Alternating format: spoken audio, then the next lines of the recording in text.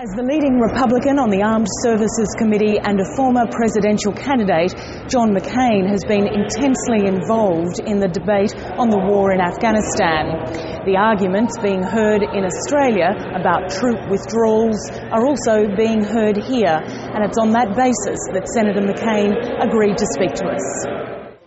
Senator McCain, thank you very much for joining us. The opinion polls in Australia seem to be following what we're seeing here in the US as well, that there's a sense that they want the troops home from Afghanistan sooner rather than later. Are you worried that the Allies are losing faith in this mission? I am. I'm concerned because it's clear and understandable that Americans and Australians are war-weary, number one, but also the economic situation, particularly here in the U.S., is such that spending $100 billion a year in Afghanistan is a very heavy burden.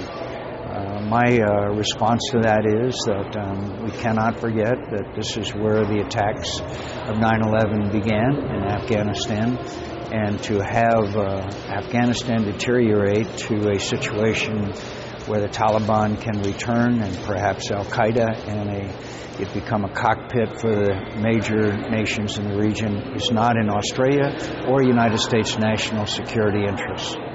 What do you say, though, to an Australian family who's sending off their sons and daughters to Afghanistan about why Australia is there?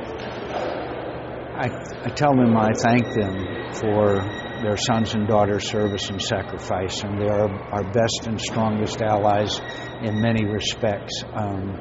But I also point out that I would rather have them fighting in Afghanistan than Australia or the United States becoming the target for terrorist attacks. Radical Islam